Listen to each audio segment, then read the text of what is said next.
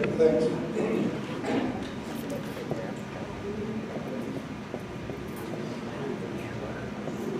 Because I know when I speak, you turn that upside.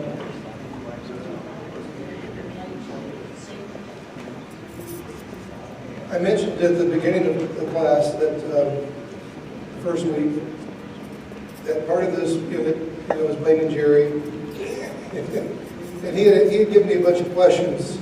And this morning I thought I'd address a couple of those questions, or perhaps your thoughts on a couple of them as well. A couple of questions, I don't know if I dare open that door.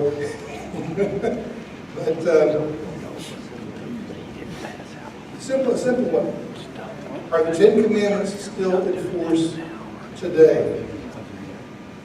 Obviously I have an opinion there, but folks, whatever enforce means. Are the Ten Commandments still in force today? What are your thoughts? Nobody's sticking up a hand? Okay, now Jackie, and then Bill. They're waiting for me to pass the roll around. I forgot to do. Oh, okay. So they're being polite for you? Yes, of course. Rolls are going around, privileges are going around. All the above. So Jackie raised his hand. What did Christ say? He didn't come to abolish the law, but To fulfill it. fulfill it. Yeah. So how could it be not enforced if it was abolished? Okay. Well, there are. I mentioned that first week. There are a lot of different views on that, about what that meant. And there are still people who claim that at the cross, the old law was abolished, it was wiped out, replaced. But a real good translation here of that statement, I came fulfilled, is I came to give full meaning to the law. His presence was to show what it really was about in his life and in his teaching.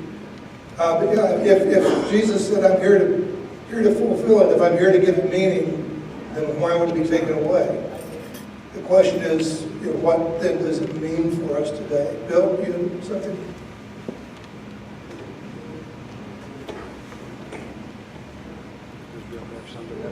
Not sure how to go about saying this. I agree with what Jackie just said. God set down a set of rules for living. And he said, these are the laws. Okay, then later on we find out that nobody can keep these perfectly. So we need a way to be saved. God already knew that, so he and Jesus and the Holy Spirit had already planned for Jesus to come to make the payment for that which we could not pay for. Okay, nothing has changed. We still can't pay for sin, and breaking the law is sin. That's the law. Those are the principles that we are set up. I mean, what does Jesus mean when he says, love God? Well, you love God. Isn't that what God said a couple thousand years before Jesus came? He said, these are the laws I'm giving you. And he said, and it all comes down to loving one another. Now, Jesus summed it up. Love God with all your heart, mind, and spirit. Love your neighbor as you love yourself. Those encompass the entirety of the law. But sitting down and looking at the Ten Commandments, that sort of kind of helps us focus on some individual areas that we as human beings really need to focus on and say, wait a minute, God said don't do that. Or he said do that, because some of those laws aren't don't do's, they are do's. Back over here with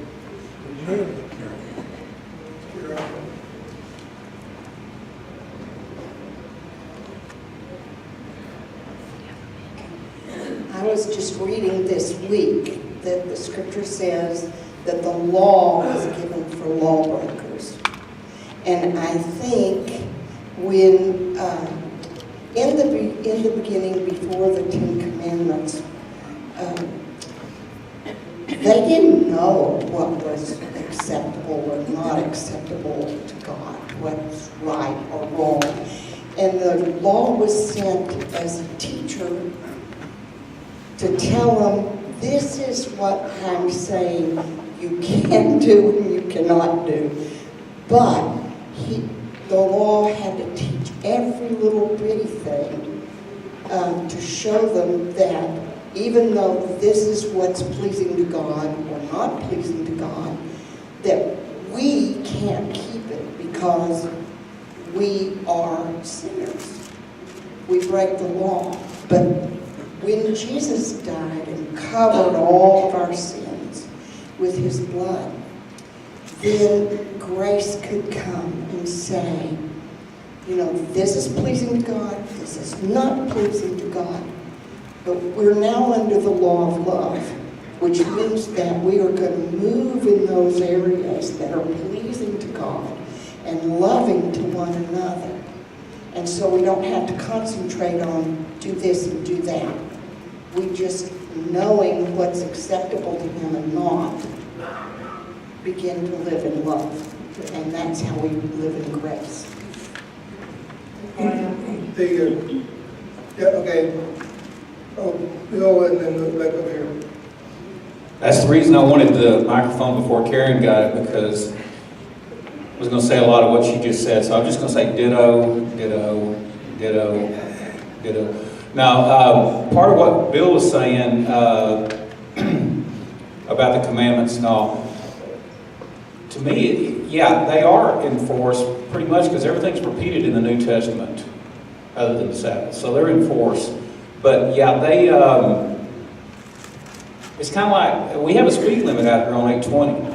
And before the cruise control came into effect, nobody could keep that law either, because you're going to, you know, if it's 65, you know, how are you going to keep it on 65 without plowing into somebody in front of you because you've got your eyes focused on that speedometer?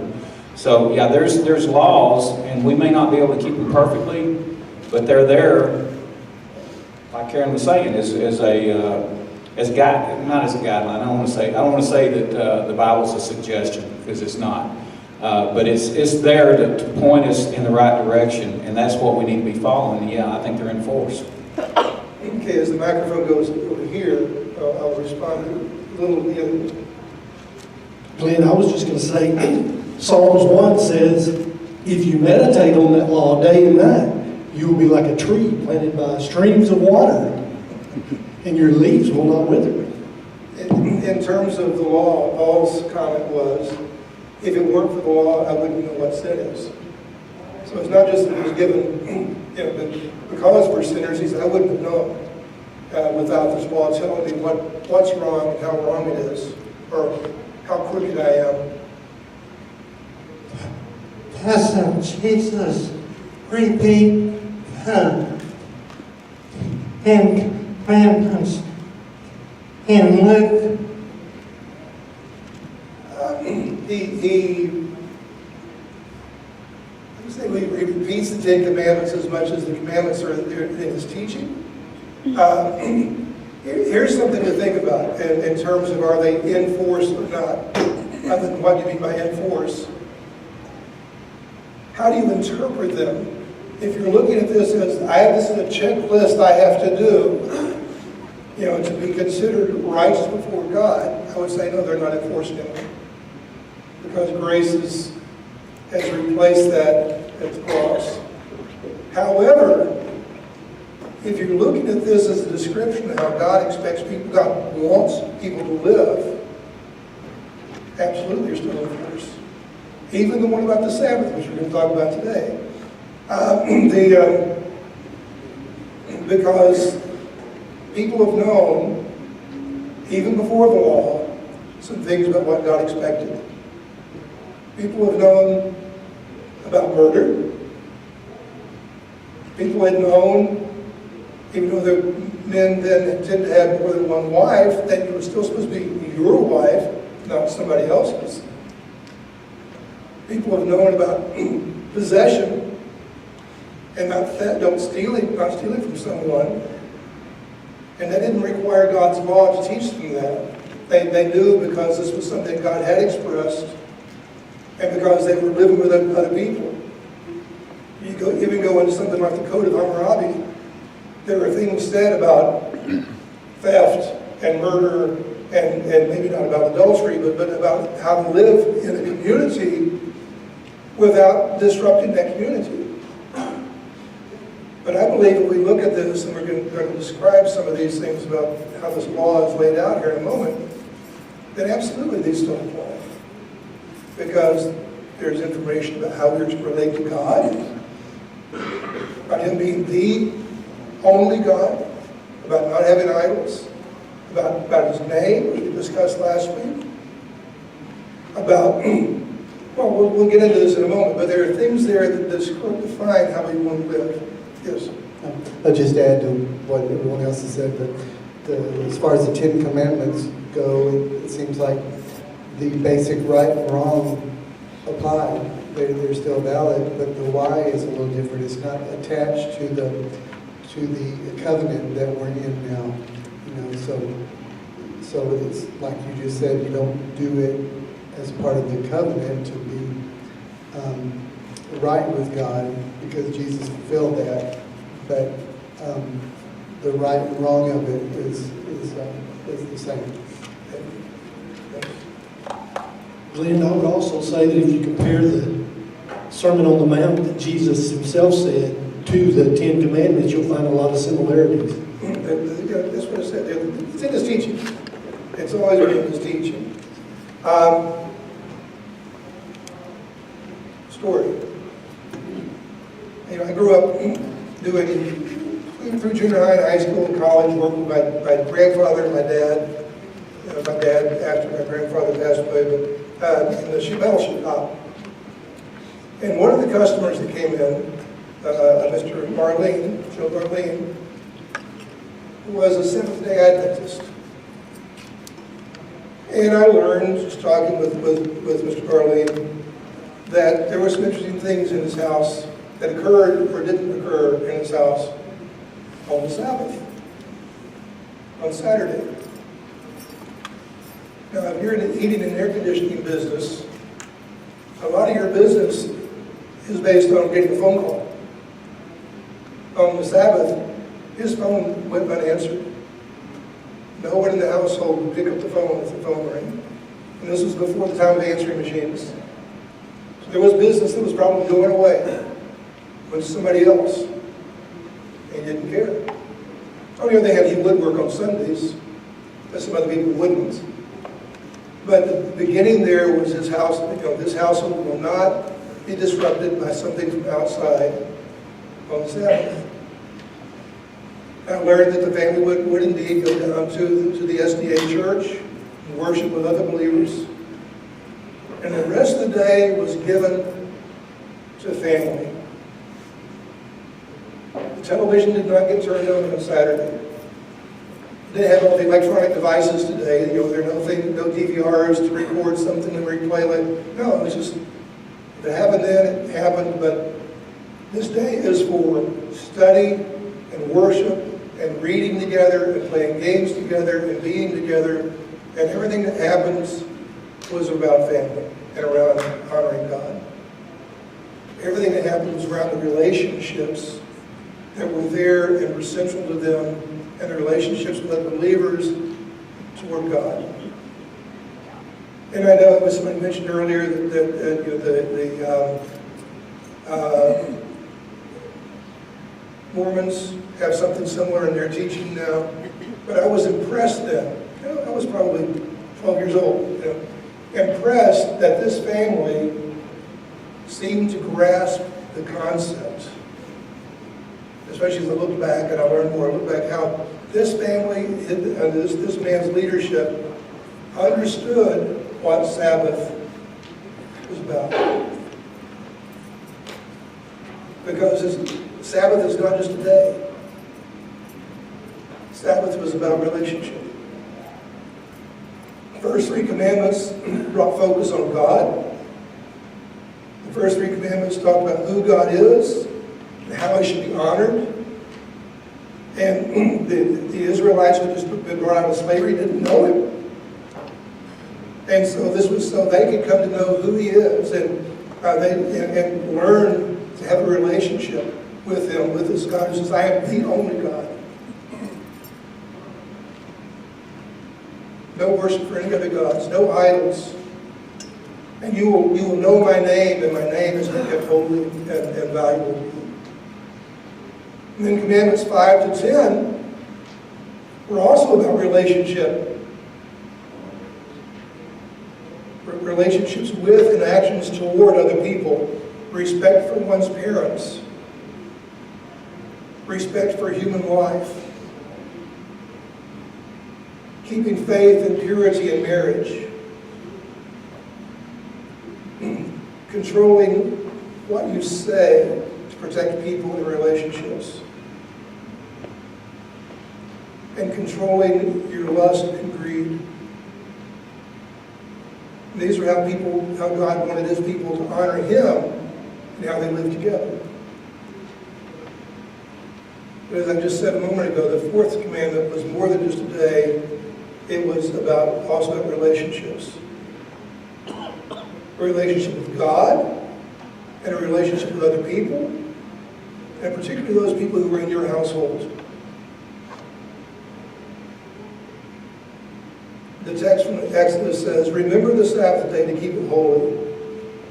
6 days you shall labor and do all your work, but the seventh day is the Sabbath of the Lord your God.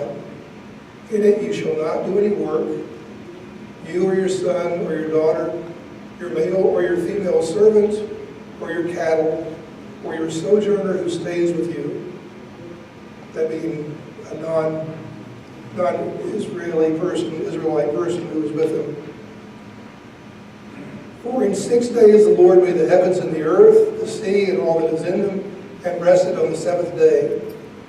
Therefore the Lord blessed the Sabbath day and made it holy. And in Deuteronomy, this is added to that command. You shall remember that you were a slave in the land of Egypt.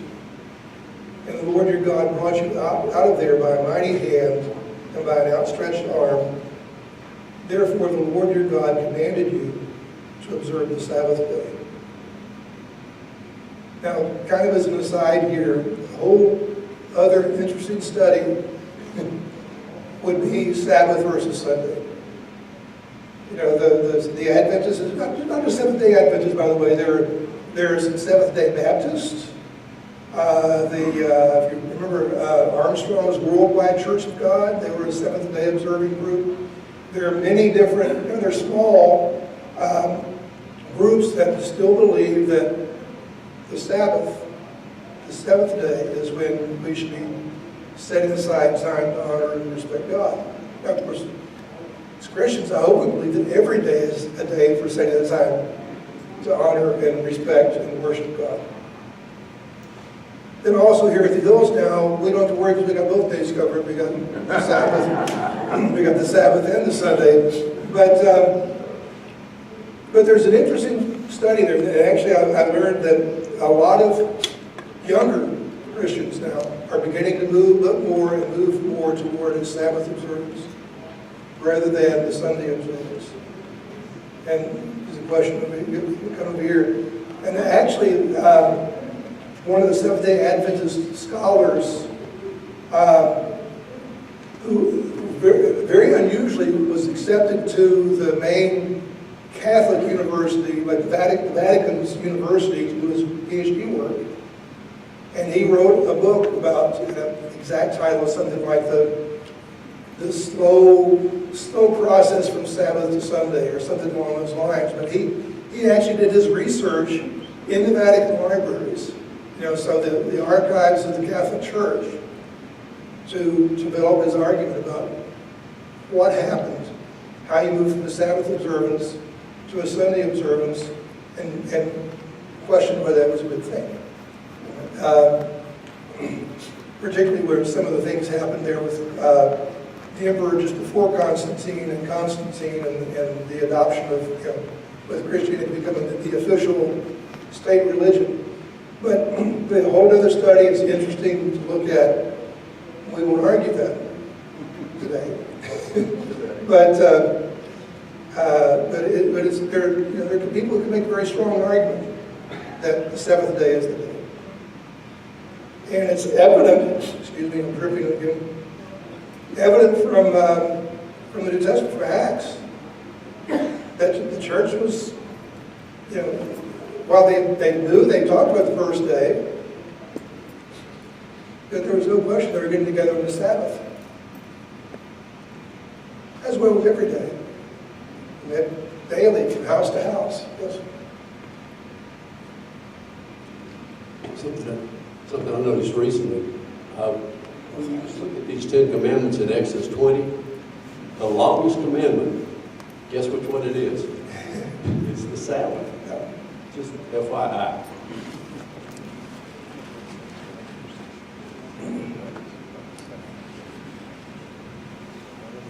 And an interesting thing there, because it's obviously something they didn't, that God wanted them to comprehend and they didn't, is this isn't the first they learned about this possibility. What happened is they were moving through the wilderness coming to Sinai. What did they eat? They ate the manna.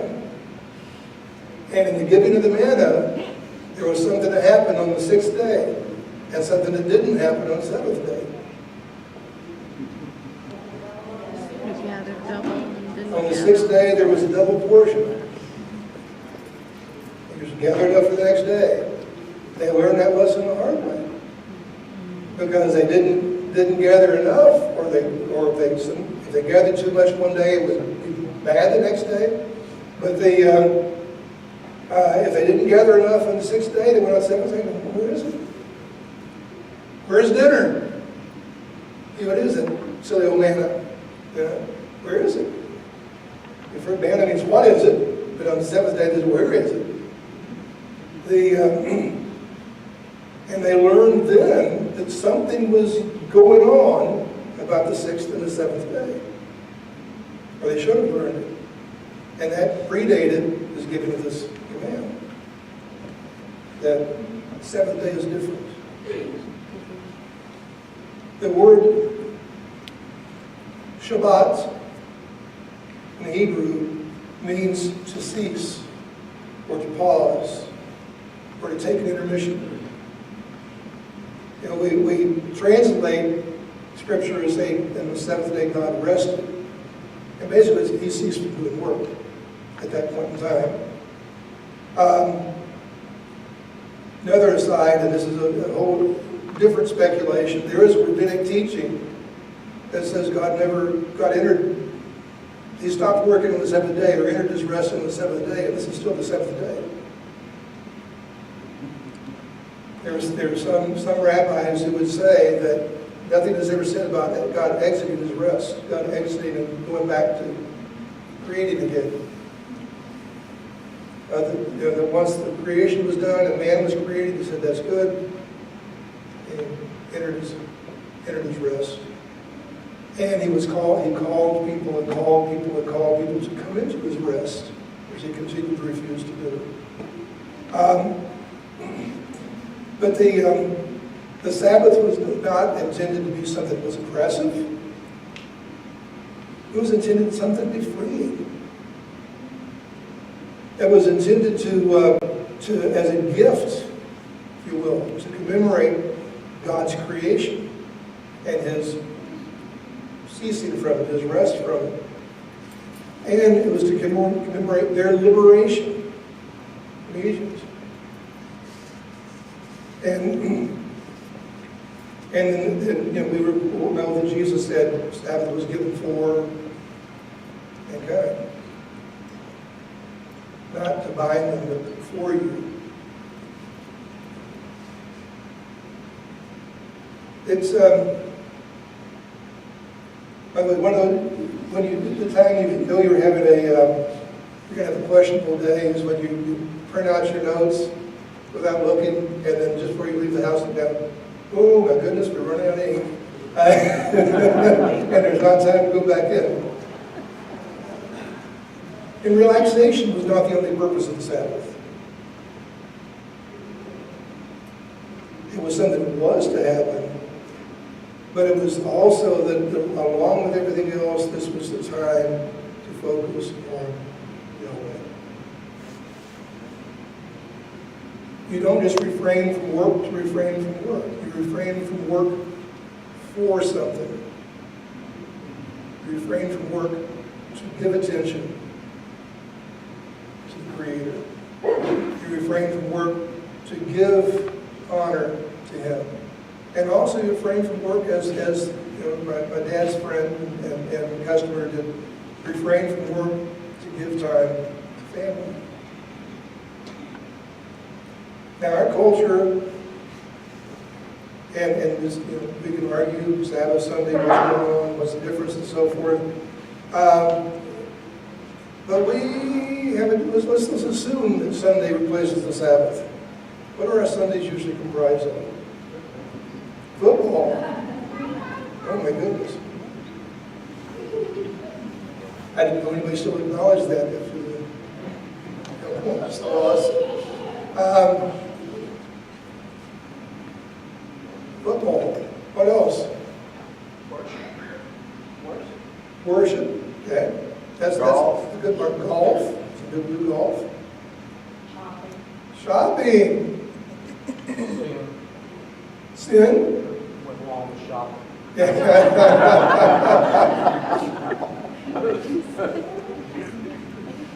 See, that shopping thing is interesting. We're going to talk more about it in a minute. But the problem, let's see if I can get something I can actually read here.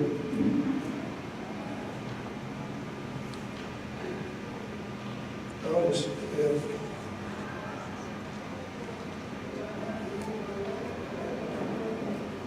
one of the problems that Israel confronted is that they not only did not seem to get the clue, get the sense of what the Sabbath was about, but then that opened the door for other things. In Exodus 31, breaking the Sabbath is identified as a very serious offense. And verse 14 says, everyone who profanes it shall surely be put to death. For whoever does any work on the Sabbath, that person shall be cut off from among his people. So God took this seriously. Why do you think that punishment, that severe punishment, would be in place for violating the Sabbath? Thoughts? The word holy. Holy, yes. So when it's sacred, Yeah. Sacred to God. Literally, by the way, I think most you've heard is literally the word holy just translates as different. You know, or unique. But God says, I'm different. You should be different as I am different. There's only one of the kind. Yes. It seems like a lot of the examples are purposes of the Sabbath. The Sabbath is attached to Jesus. You know, we enter into His rest. He's done the work, so we don't have to. And the Sabbath is a picture of what He has done. And so to God it's serious because He did it. And if we try to do it ourselves, you know, that's not how it's done. Bill?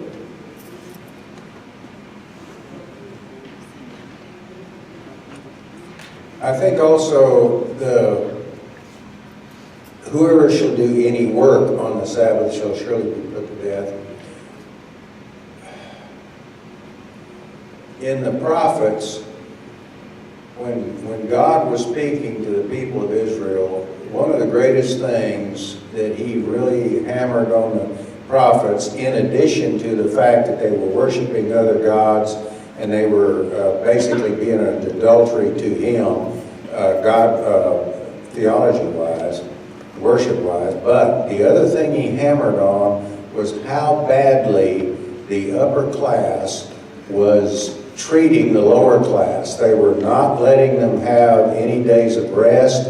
They were not paying them the right kind of wages. They were withholding their wages. They were basically stealing from all of the workers. Well, in that day and time, you're talking maybe 5% upper class and 95% of everybody else. The 95% God was worried about. Well, one of the significant things about that commandment about keeping the Sabbath holy is you don't do any work and you don't make any of your workers do any work. You let them rest and go home and worship and be with their families too. And the people of Israel didn't do that, and we're not doing it today in this country. We're working on Saturday, we're working on Sunday, and we're not letting our folks get off and come home to worship and come home and be with their families. Okay, Jackie, you've got a hand up over here. You didn't wait up in a hurry, so let's see. Well, it's something I've got a question. It's not a statement, it's a question. When Christ sent Paul to preach to, Paul was charged to go preach to the Gentiles, to spread the good news of the Lord. The Gentiles they weren't Jews. These laws were handed down to Jews. And it's not only these 10 commandments, but there were also, was it 300 and something else, other laws? 603, if you include all the ones that have to do with the temple. Yes, everything. And the Gentiles weren't required, when they accepted Christ, they weren't required to keep those laws. Nope. Those laws went away. They were abolished. Okay? Just like circumcision. So, now this is the question.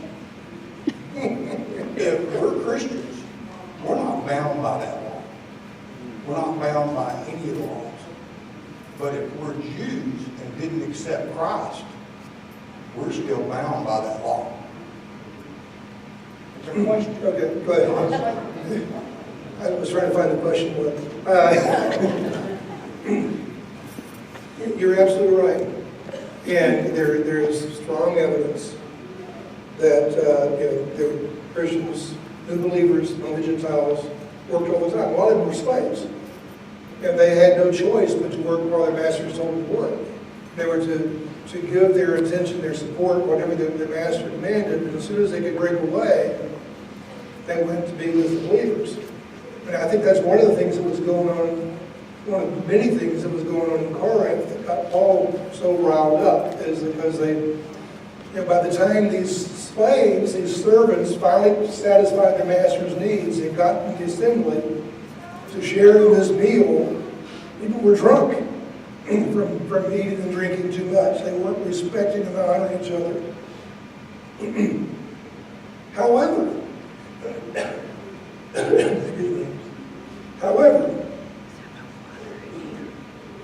if we take the heart of the commands,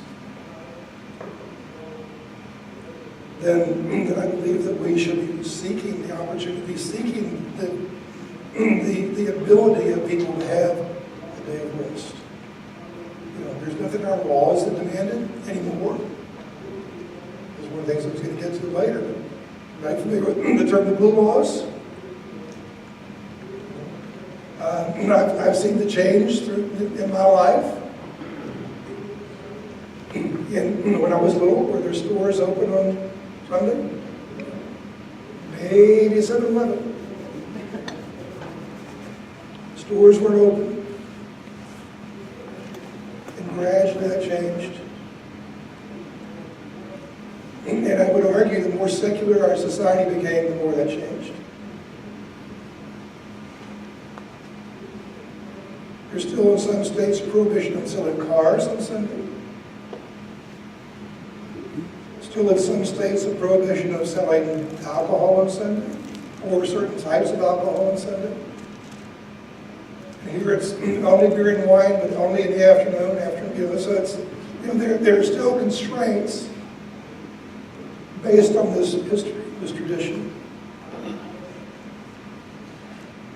It was drawn from, even though it was in our laws, it was state laws, not federal laws, state laws. They were drawn from the concept of Sunday as Sabbath and the people need time. And if you begin to break down those, Bill already told us, but who are the people that are hurt?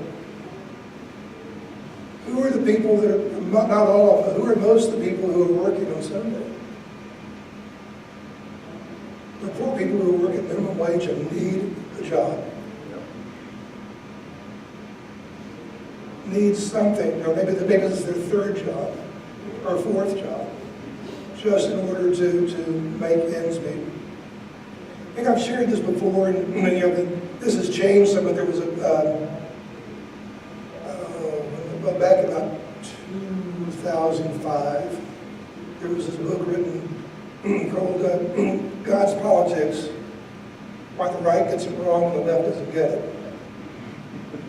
And the author would be considered left-leaning, but he took both sides of it. He skewered both sides. But in that he quoted some statistics. And this was before the minimum wage went up some, and he targeted Denver. Denver, in case you don't know, is an expensive city to live in. He said at that point in time, if you lived in Denver, you had to work 88 hours a week to pay rent. Rent. No food, maybe no utilities, no gasoline. So there comes the third job, or the fourth job, or homelessness. Because of the greed of society. And so we force the situation where people don't have the opportunity to find the rest that I believe God intended them to have. Now, should our laws reflect the Ten Commandments? That was one of the questions, and I said, no. No, our laws, based on what the laws of a nation should be, should not necessarily reflect the Ten Commandments. But they should do something to manage greed, which they don't do. And it's hard to legislate greed. So yes, when the Sabbath was not observed, the people most impacted were the poor and the servants. And recall, how was the commandment given? This is for you and your sons and your daughters and your male servants and your female servants and your animals and the aliens living with you, who typically would be the ones who were really at the bottom of the totem pole and had no rights in society. This is for them too to have delve. This is for them too to reflect on what God was doing. So that's one reason that the punishment was so harsh. Another is that observing the Sabbath required faith. It was like collecting manna. You know, you get to the point after the sixth day, you collect enough, you got to have faith that God is providing you for the seventh day.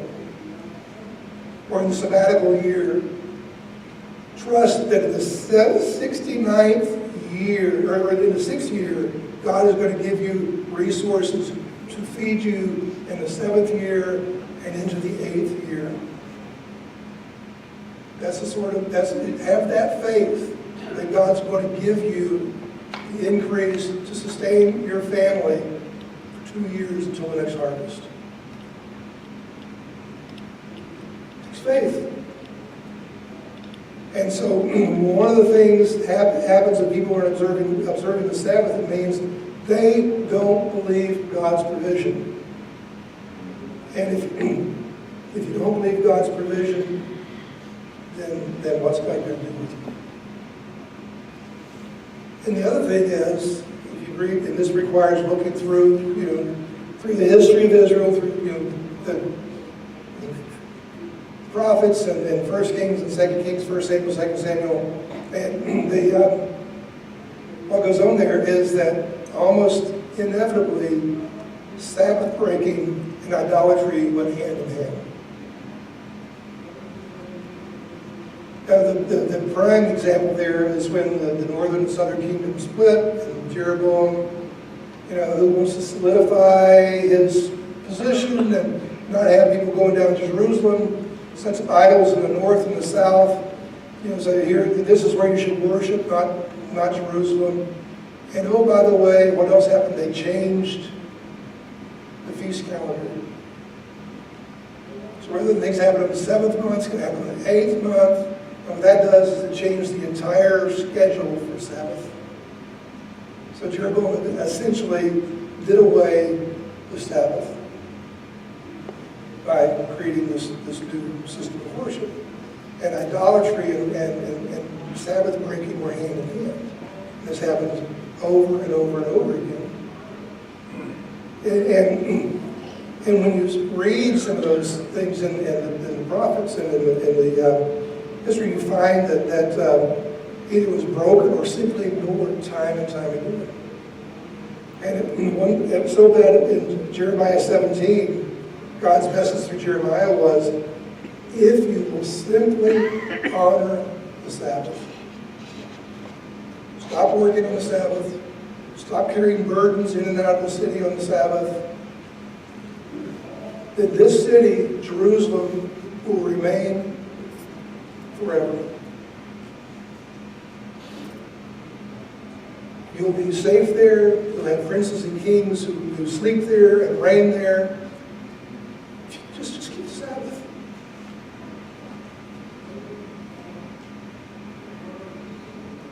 Did they do it?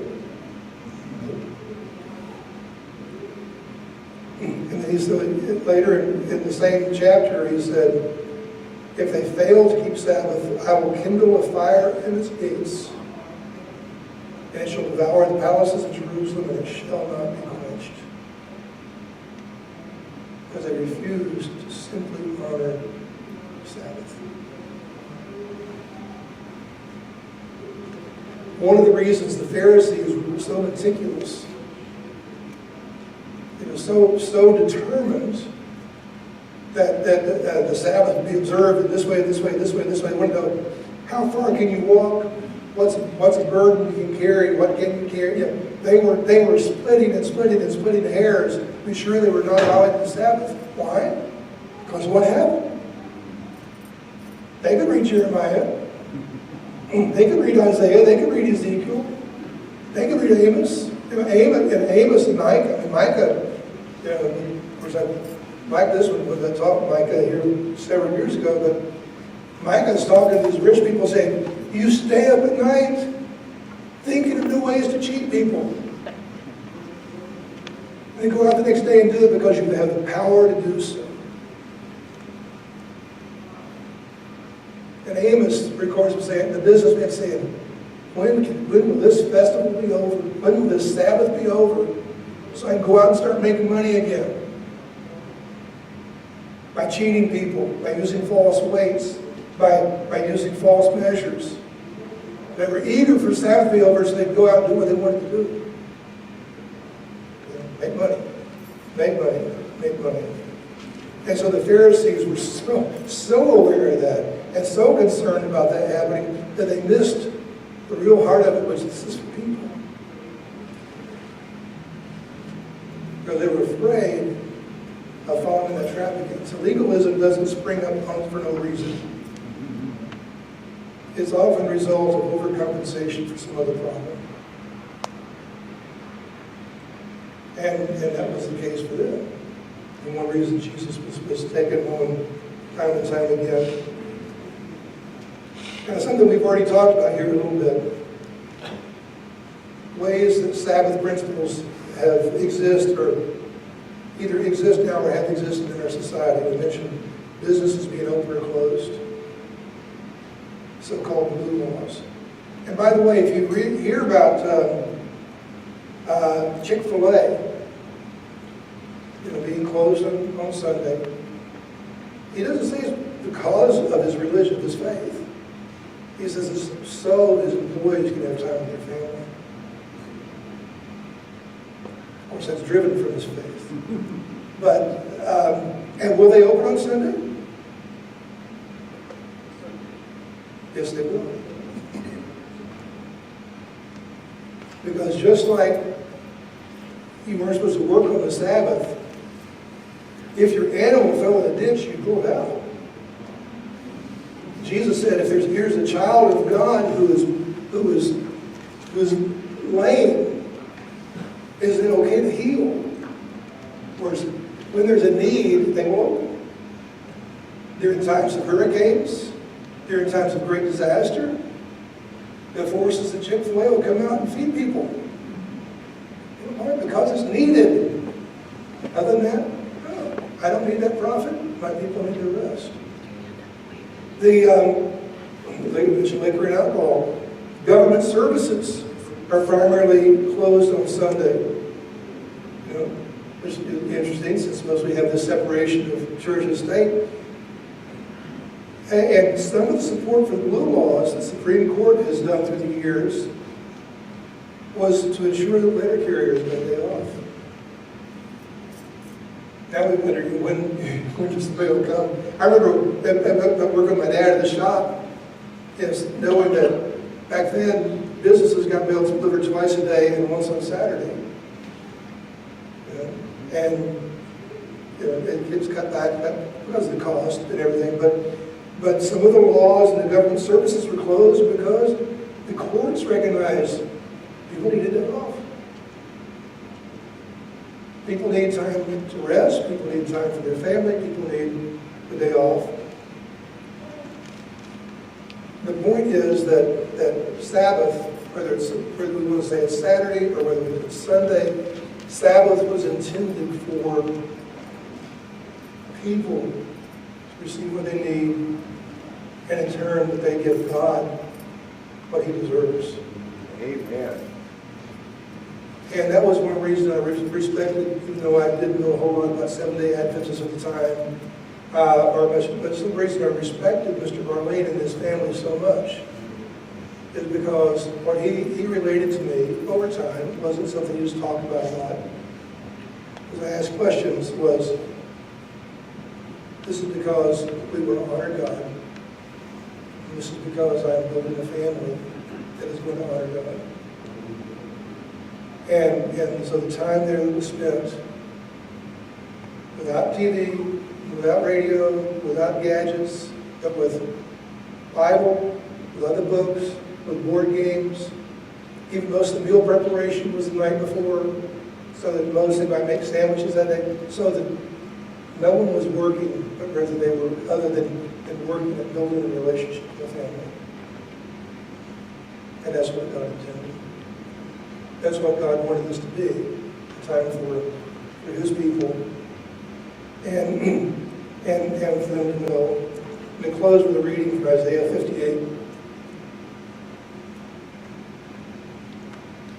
If, because of the Sabbath, you turn your foot from doing your own pleasure on my holy day, and call the Sabbath a delight, the holy day of the Lord honorable, and honor it desisting from your own ways, from seeking your own pleasure, and speaking your own word, then you will take the light of the Lord, and I will make you ride on the heights of the earth.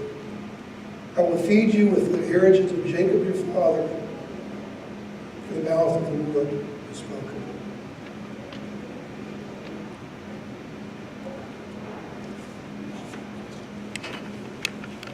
Is it good time?